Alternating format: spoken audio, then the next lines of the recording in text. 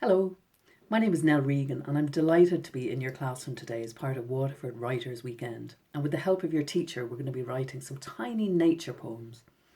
My name is Nell Regan and I'm a poet, but recently I've been translating Japanese poems from 1,000 years ago. These tiny poems called tanka, they were only 5 lines long, were written by emperors and empresses, princesses and soldiers, because only very wealthy people in Japan were able to read or write at the time. But they were doing something that we can all do. They were using their senses to look around them and to learn things about nature and notice things about nature. These poems, a lot of them were actually about the seasons because they believed that learning about the seasons would help us learn about time passing and would also help us to learn about ourselves. So these tiny poems, I said they were called tankas. They were 5 lines long, but you might have heard about the haiku, which were their even smaller, younger cousin, which were only 3 lines long. But before we do any writing or anything like that, I just want to play you some of the poems. First of all, you're going to hear them in Japanese, and you're going to see the script, which is called kanji. Now, I want you to watch out for something, because when the script has a very long stroke, it means that you're to take your time saying the word. And when it's a very quick stroke, it means that you say the word quickly, and then you're going to hear them in English. So I hope you enjoy these.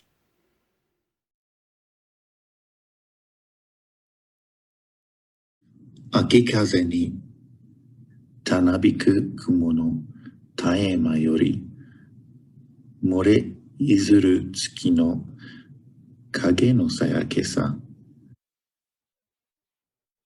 From a gap in the clouds, stretched thin by autumn wind, the moon radiates its brilliance.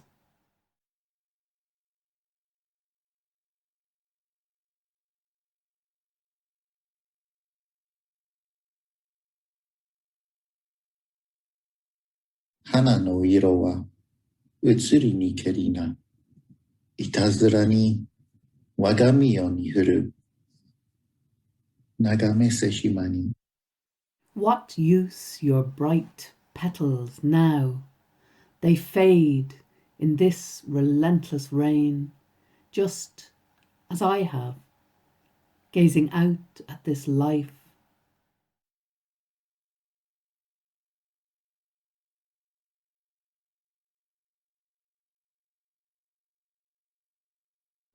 So I hope you enjoyed those poems. So now we're going to get cracking on our own work. Poetry's brilliant. You only need your eyes, your ears, and the rest of your senses.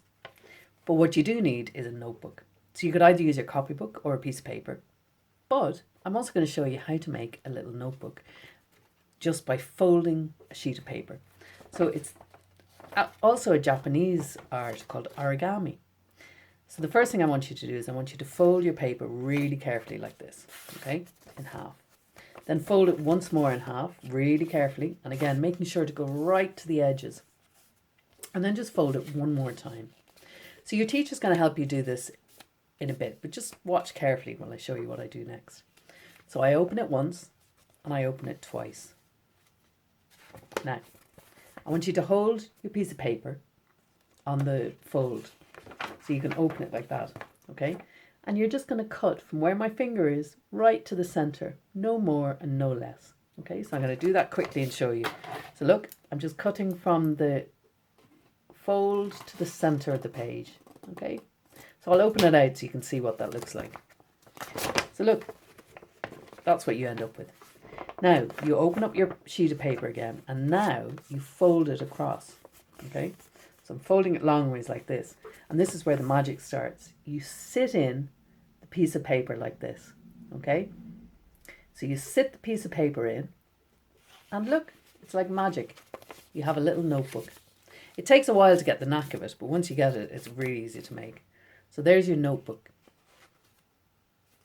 So with your notebook, we're going to start writing. So I'm going to pause the video now so your teacher can get a chance to help you get together your notebooks, your copybooks and your pencils. Okay, I'll see you in a minute.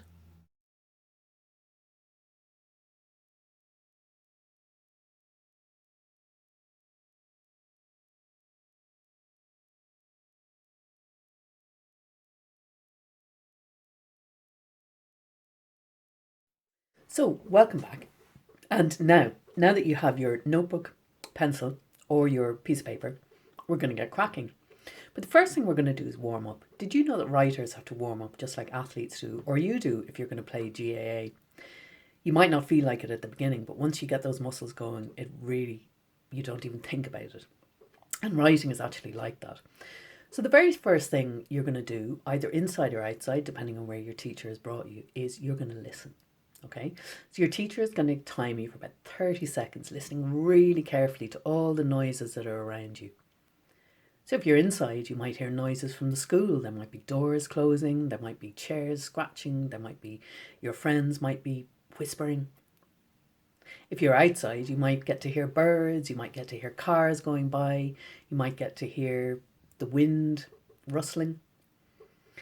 So after 30 seconds, what you're going to do is in your notebook or your copybook, you're going to write down as many words as you can of things that you've heard. So you're just going to list them down.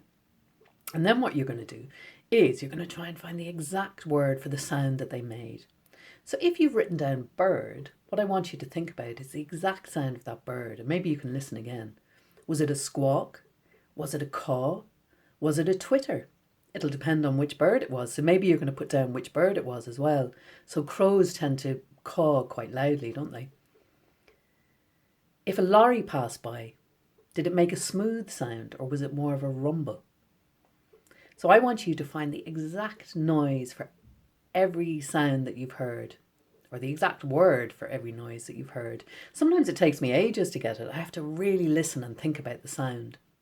For example, if it's very windy there today, what noise do you think the wind makes in the tree? If it's a very calm day, it kind of whispers in the tree. But maybe have a think about what noise it makes on a very stormy day. So when you've done your sound listening warm-up exercise, I'll come back to you and we'll move on to the next part.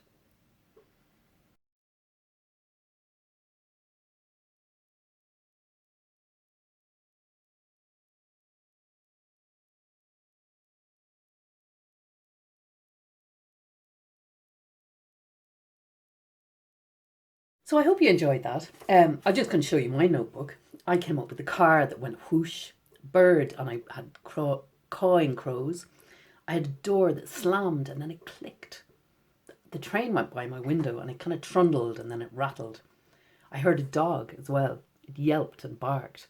So what I love about a notebook is that you can just put down everything. And it doesn't matter about spelling, it doesn't matter about how it looks. You're just trying to get all the words down. So that's your first exercise. The next thing we're going to do is either if you're outside with your teacher, or if this is for homework, or if you're inside the classroom and maybe your teacher has brought in stuff for you, you're going to pick 2 or 3 different things from nature and you're going to look at them really carefully. So I'm going to show you some of the things. I went on an autumn walk today and there were apples from the tree. I found a load of leaves in a pile like these ones and you can hear them rustling. I found some conkers. I even found some blackberries. I found some ivy, which is still green. I found some big leaves. And actually, this big leaf, which had fallen and was going brown, and also some pine leaf. So I love all these things because they really remind me of autumn, because don't forget, autumn is when we have apples, we have blackberries, and the leaves fall from the tree, of course. So what I want you to do is I want you to pick one thing. So it could even be a blade of grass, or it could be a cloud if you're up looking at the sky. I just want you to pick one thing, and in your notebook, I want you to look at it really carefully, and I want you to draw it. Now, it doesn't matter how good or bad the drawing is. The important thing is that you're looking at it really carefully. So you just take your pencil and you start to sketch. So maybe if I went for this lovely scrunchy leaf, I'd have to make sure I got the exact curve of its spine, really. And then look at the way the leaves are all crumbling on it. And there's little veins running through it and it's all squished up. But while I'm drawing it, what I also do then is I think of some words. I just used a load of words about that, didn't I? Can you remember any of them? There was crumbly, there was flaky, there was spine, there was stalk. So I'm going to write those down as well while I'm drawing it. So the key is to get as many words and images or drawings down as you can. So you're going to look at the colour. So that colour is kind of reddy browny, isn't it? You're going to look at the texture. It's kind of flaky. And you're going to try and draw it, but you're also going to try and think of words for it. So it's 2 jobs you're doing for me. Or I might pick up a conker and I might start to draw that in my notebook as well. And I'm going to look at the way the light falls on it because it's kind of polished. And I'm going to feel it. So that's another thing. We're using our senses again. And it's smooth. And I'm going to look at its shape when it's sitting in my palm of my hand. So some of the words that I think of when I think of conker are polished, shiny, smooth, brown, precious, because I love conkers. But what does the shell feel like when you pick it up? Do you remember before it's fallen in? So the shell is kind of spiky, isn't it? And it smells a bit musty as well. So you're using all of your senses, maybe except for taste, to explore whatever object you choose. Maybe pick 1 or 2. But enjoy that. See how many words and sketches you can get into your notebook. And we'll have a look at them in a minute.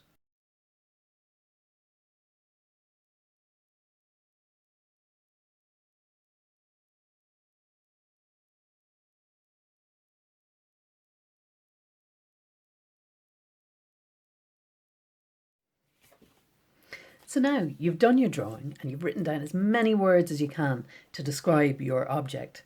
So I'm going to show you my quick sketch now. It was very quick. I think yours will be better than mine.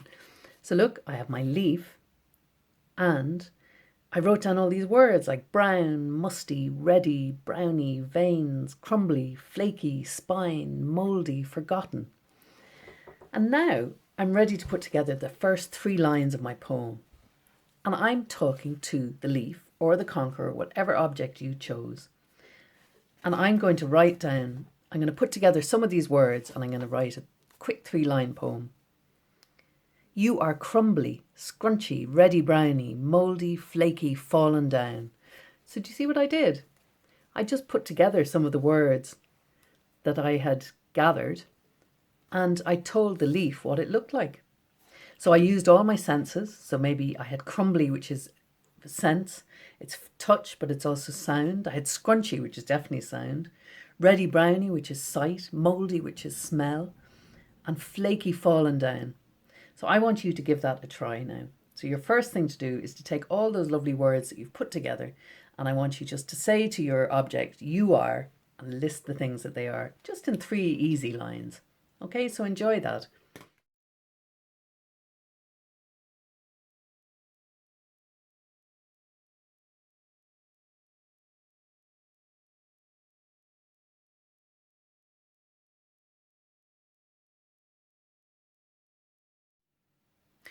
What you can do when you've done that then is you can ask your classmates to guess what the object is.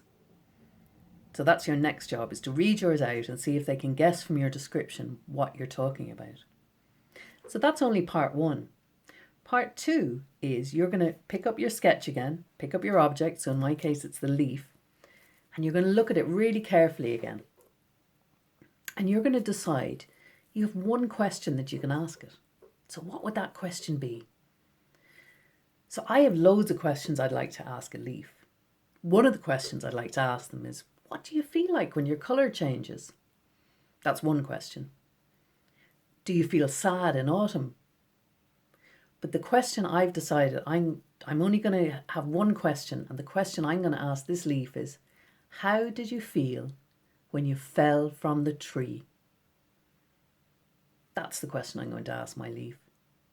So I want you to pick up your object again and look at your sketch and have a really good think about it and think, if I could ask this object, whether it's a conker or a leaf, or it might even be a cloud or a blade of grass, what are you going to ask them? I'm going to ask mine, how did you feel when you fell from the tree?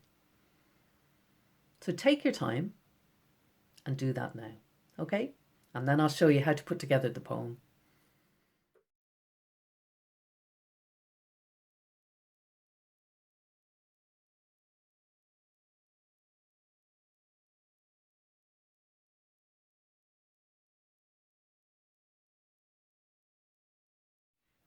So once you have your question in place, what you're going to do is you're going to take your first 3 lines, so mine were, you are crumbly, scrunchy, reddy browny, mouldy, flaky, fallen down, And now I'm going to do the second part of the poem, and I'm going to say, Dear Leaf, how did you feel when you fell? I've just spelt that wrong, but it doesn't matter because it's only rough work. I always have to write lots of things when I'm doing poems. When you fell from the tree. And now I've written my poem. You are crumbly, scrunchy, reddy, browny, mouldy, flaky, fallen down. Dear Leaf, how did you feel when you fell from the tree? So I'm really excited to see what poems you guys might come up with. And don't forget that when you're writing them out, your notebook is just for your rough work, but when you're writing them out, you could include your sketch as well. So get cracking on that and enjoy. And thank you for listening.